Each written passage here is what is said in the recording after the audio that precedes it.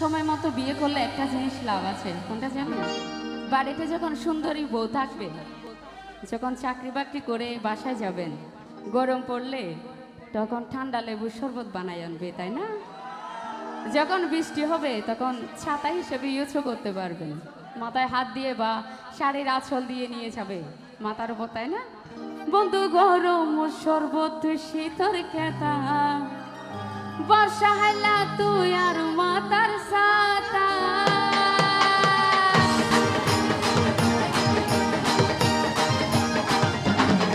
বন্ধু গরম শরবত শীতর খেতা, বন্ধু গরম